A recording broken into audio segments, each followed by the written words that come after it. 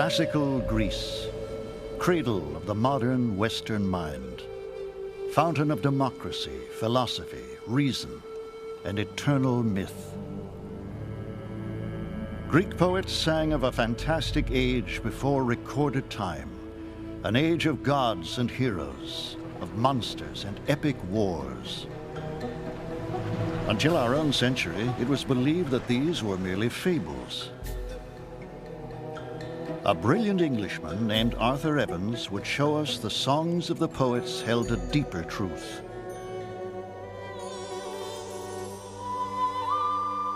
He would discover the Minoans, a dazzling civilization lost in time, builders of the mythic labyrinth, even the nation of lost Atlantis.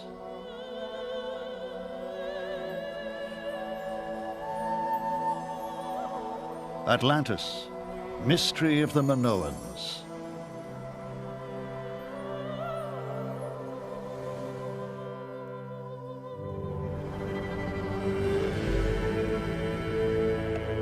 Late in the 19th century, historians maintain that the glory of classical Greece burst like a brilliant sun from prehistoric darkness. There is no evidence that any Western civilization preceded the rise of the Greeks 800 years before Christ. Arthur Evans will spend a lifetime pushing back the boundaries of history. Arthur Evans is born in 1851, an era of scientific revolution.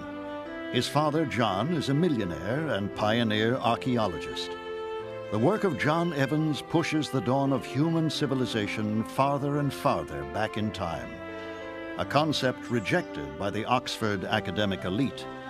Now young Arthur Evans enters the fray. By the time he is 30, he has made his mark as a scholar and a rather wild adventurer.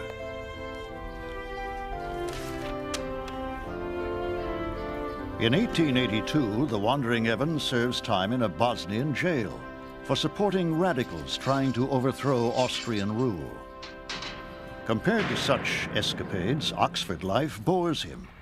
He is anxious to set out on another great adventure, and recent discoveries in Greece give him the excuse he needs.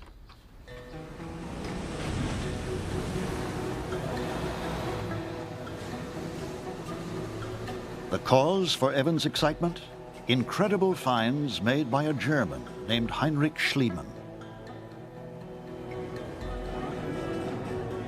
Schliemann has followed a trail nearly 3,000 years old. The trail of Homer, the great blind bard, whose masterwork was the Western world's first war story. The Iliad, the chronicle of the bloody Greek assault on the city-state of Troy to rescue the beautiful Helen.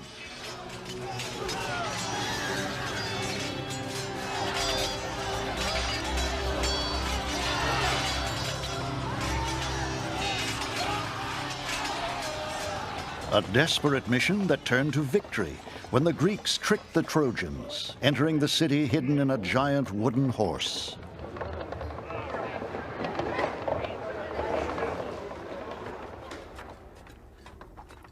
In 1873, Heinrich Schliemann, the Iliad in one hand and a shovel in the other, announces that he has found the ruins of ancient Troy in modern Turkey. Buried beneath millennia of rubble, the German uncovers a great ancient city he believes can only be Troy. And as Schliemann's wife models a priceless headdress found in the ruins, he proclaims Helen of Troy reborn. At Troy, myth has been made real. But now Arthur Evans is heading for Schliemann's latest and most spectacular find, Mycenae, the mystic city of the glory of the Greeks. To Homer, Mycenae was the citadel of the great king Agamemnon, leader of the Greek assault on Troy. A fortress whose massive brooding walls have been set in place by the giant Cyclops. Here again, the words of Homer lead Schliemann to astounding discoveries.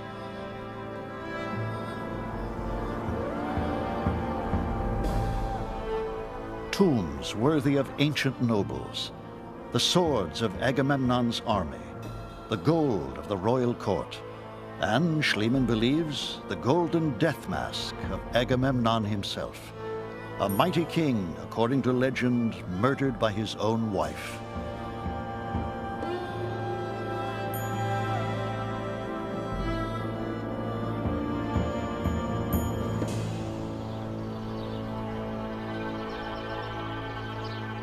Arthur Evans is obsessed by the riddle of Mycenae.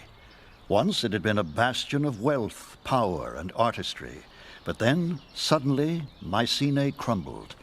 doomed to survive only in the lyric lines of Homer.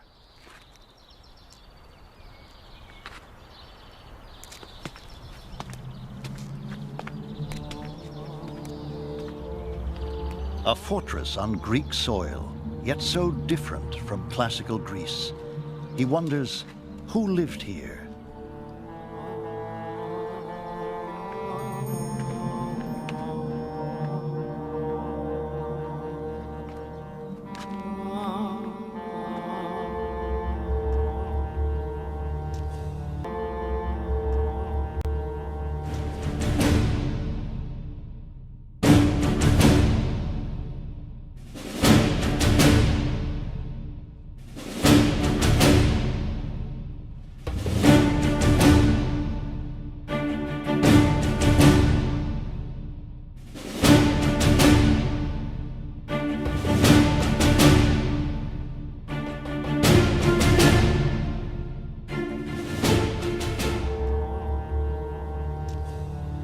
Evans is convinced a people advanced enough to construct this great city must have been literate.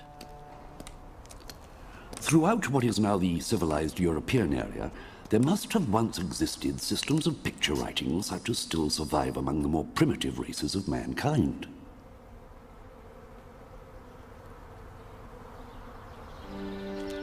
It is the destiny of Arthur Evans to unravel the mystery.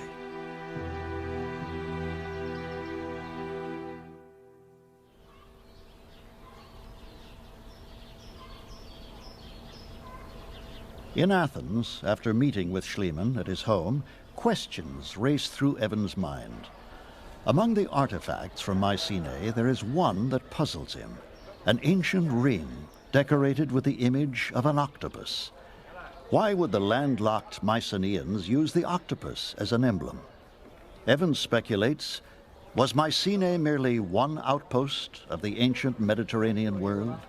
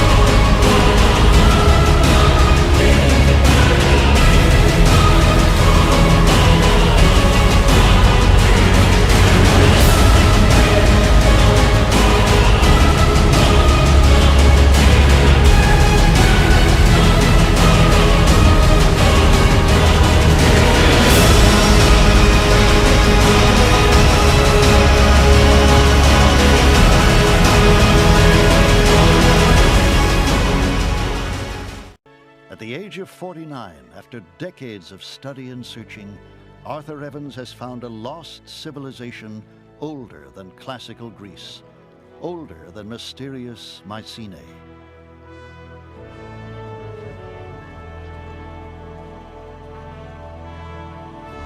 The extraordinary phenomenon, nothing Greek, nothing Roman. Nay, its great age goes well back to the pre-Mycenaean period.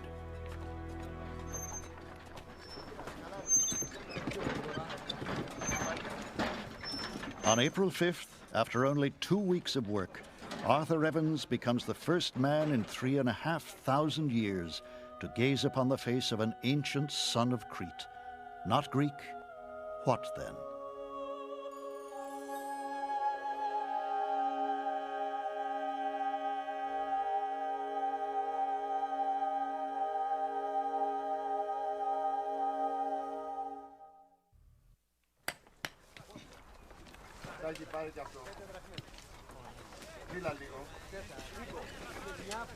For 20 years, the English scholar Arthur Evans has searched for the historical origin of Greek myth.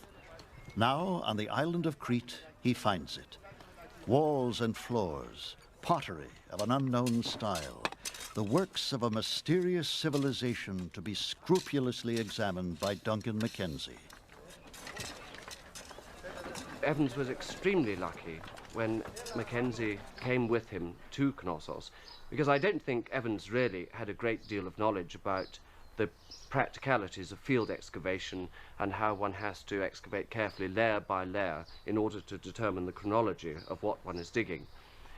And so Mackenzie's contribution to the excavations here at Knossos was absolutely crucial.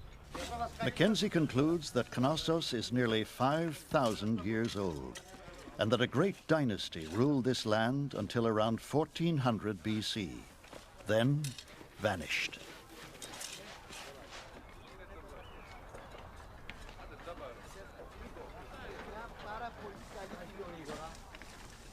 Evans names this lost world Minoan, after the legendary ruler of Crete, King Minos. He has discovered the royal palace of a forgotten empire.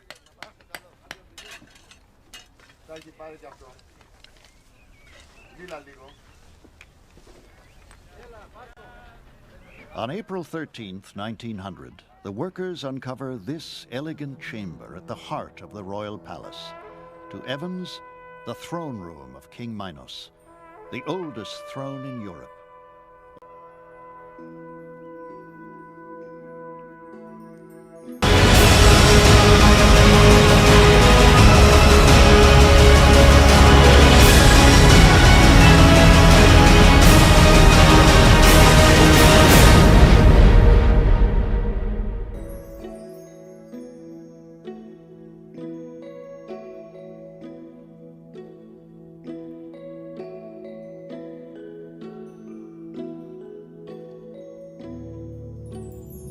Evans will spend the rest of his life in the pursuit and the resurrection of the glory of the Minoan world.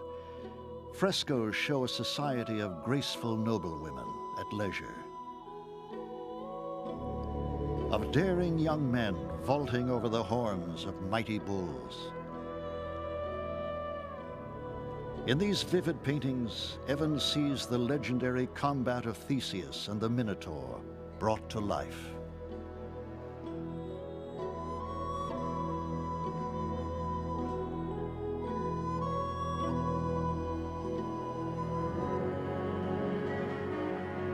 Throughout the palace, images of the sacred bull, symbol of virility and power, echoes of timeless myths.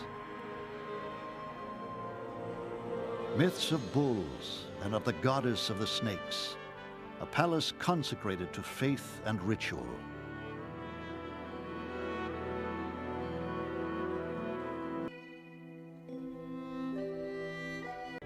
Evans finds huge warehouses of jars that once were filled with grain, honey, oil, and wine, thousands of gallons at a time. He wonders if these great sunken chambers also had a more ominous function.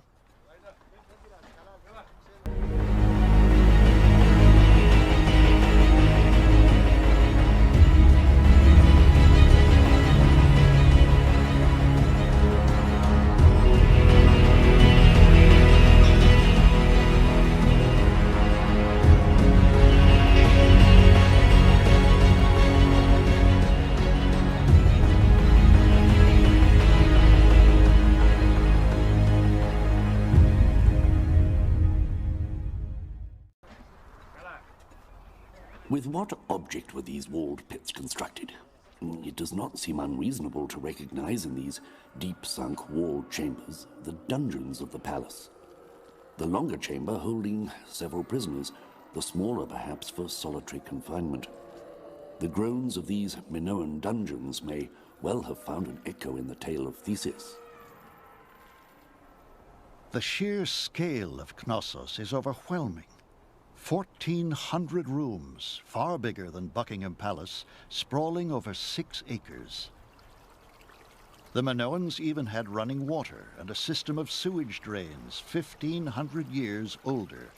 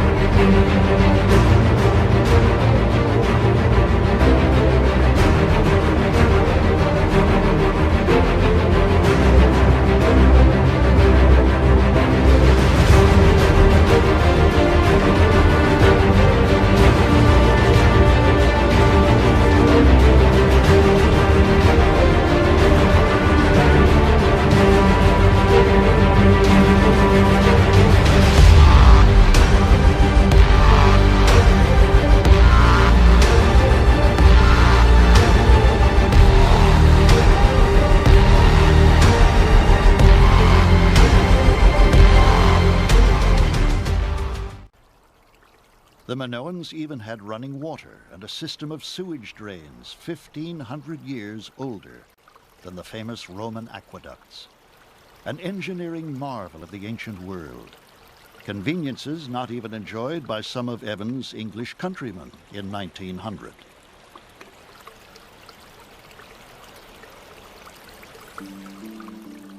In one room, Evans believes he has found the bathing chamber of the Queen herself. Again, he is transported through time to an elegant room of comfort and grace.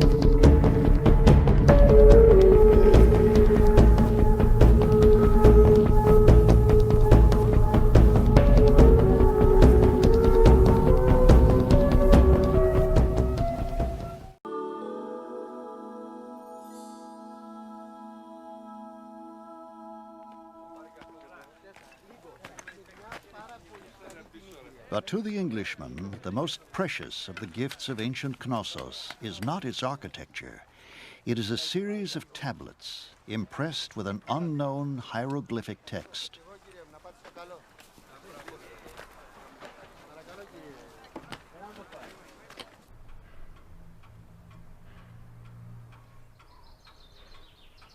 We have found a kind of baked clay bar, rather like a stone chisel in shape, though broken at one end, with script on it and what appear to be numerals. I must have about 700 pieces by now.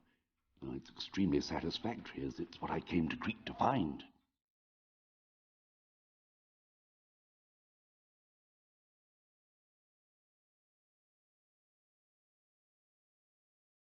Evans identifies two types of script, which he calls linear A and linear B. But to read them, Arthur Evans will have to break their fascinating code.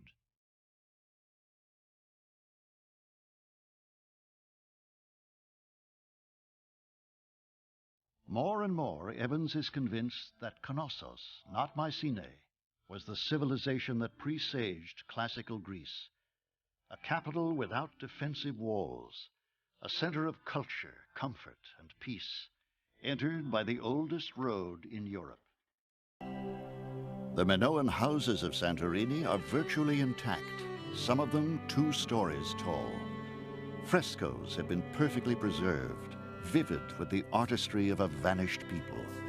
Among the most famous, the fishing boy.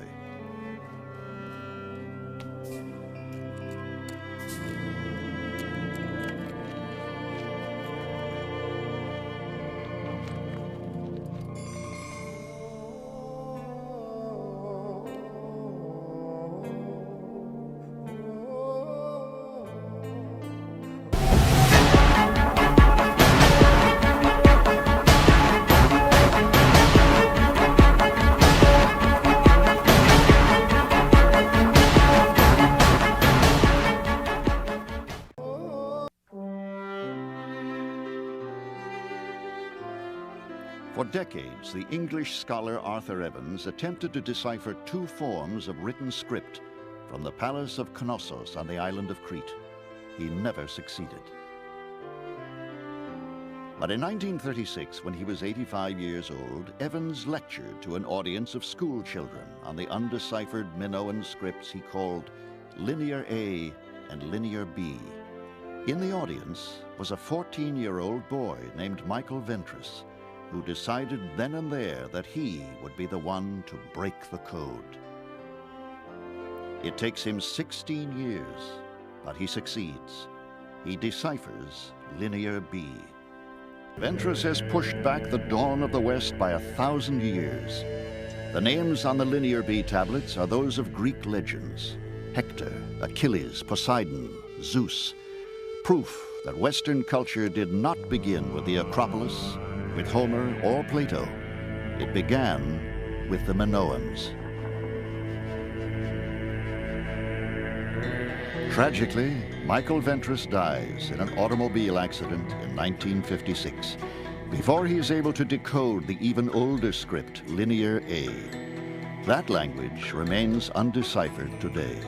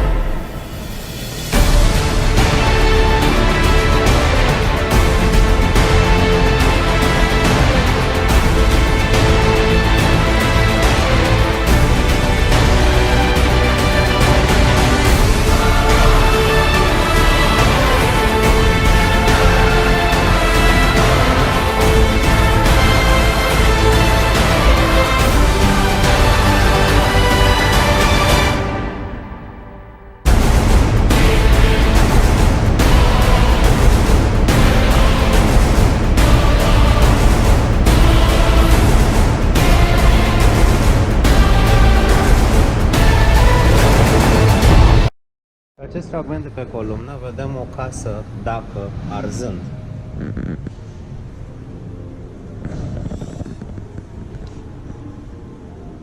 Așa cum probabil romanii au făcut. No video, în giù. Ok,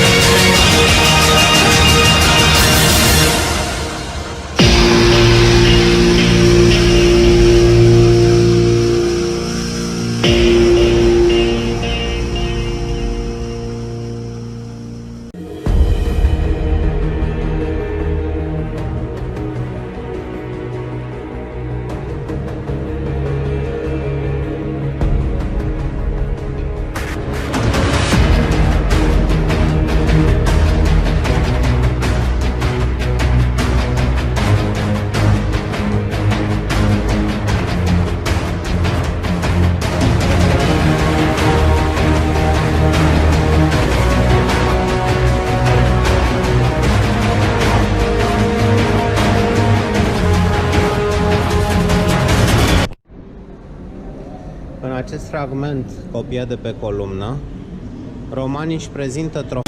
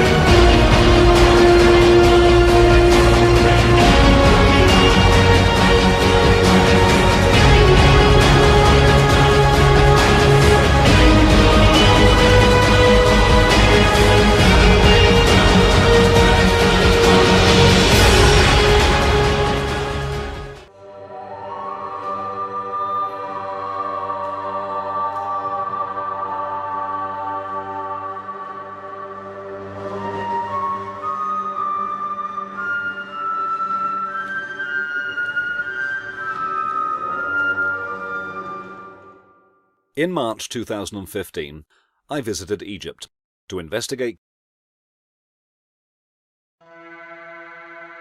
Wandering around these fantastic sites and seeing these statues and artifacts, you cannot help being overwhelmed by the size and the scale, the precision, the symmetry, and the overall quality of the craftsmanship. But there was something else we noticed. If we have a close-up look at the cartouche on this statue, we can see that a rectangular work area was cleared from the belt before the cartouche was carved.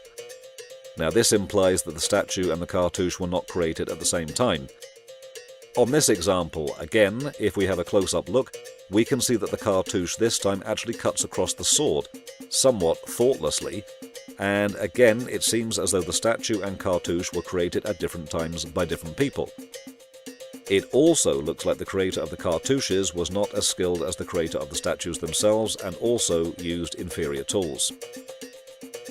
These statues are from the Nubian Museum, and again the same pattern can be found. Very good quality statue, very poor quality hieroglyphs, very good quality statue, very poor quality hieroglyphs, and again same thing, very good quality statue and very poor quality hieroglyphs. But the best examples by far of this graffiti, as we came to call it, are found in the Serapeum at Saqqara. These writings are related to the late period. Yeah. Not more than 500 BC, for sure. But we can see is how they laid the writings in this way. It's not so professional even as the dynastic Egyptians. Look at this. Yeah. It's so crude. Dreadful. Yeah, that's Here, really the dreadful. tool that they used, I know this exactly because I carved stones. Yeah. The tool slid Yeah. over that part. Yeah. Because it was not sharp enough to even mark it. So he tried to do deeper ones here. You can see that this is not the same like depth or strength that was used here. Yeah. Still, they could not even draw a straight line on the surface after what we saw on the corners and the edges, and that it reflects very powerful machining. We come to the writings, and it also reflects very poor technique. Yes. So that's why we can tell for sure that these writings were laid on this books in a much later era. Yeah. But unfortunately, that's what we use in Egyptology to date and relate and identify this artifact. Look how crude this is. Yeah. Yeah. We cannot really depend on this graffiti. Yeah. I would call it hieroglyphic graffiti. Yeah. To understand what was this made for. Two different originally. people. Two different people. One made the box, one did the graffiti. So the writings was made, one made the box in a much more ancient era. Because if you have the tool to create this surface, you will still have tools to create fine art or fine work.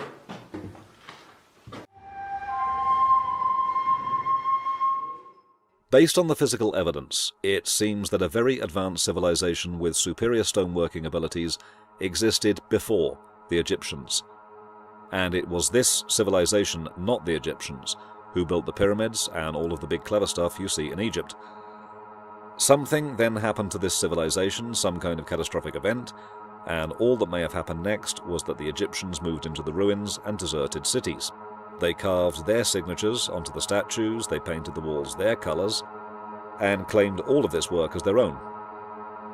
This theory may contrast with the approved version of ancient history we've all been taught, but it's backed up with numerous examples of physical evidence and also explains why there are no hieroglyphs, paintings, or wall reliefs that depict pyramid construction. The Egyptians didn't know how it was done. Just consider how powerful you would become at the time if you could simply convince all of your visitors and potential enemies that all of this stuff is yours.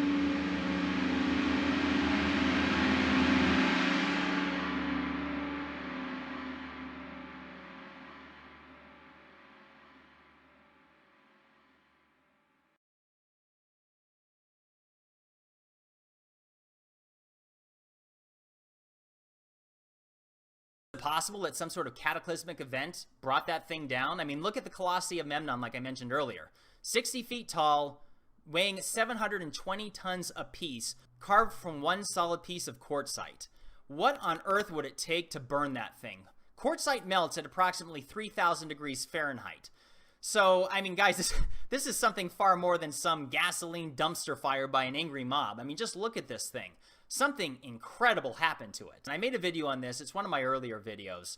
And by the way, this stone, the closest site they have where quartzite could have come from, is about 200 miles away. So how on earth or why on earth would they bring something so big and so heavy this far? But going back to the evidence of a cataclysm, why are they finding vast amounts of melt glass throughout the Mideast? From Libya, Egypt, Syria. So what on earth would it take to do this? Either an atomic bomb, which that's not where my bet is on, or an asteroid cosmic impact or an airburst.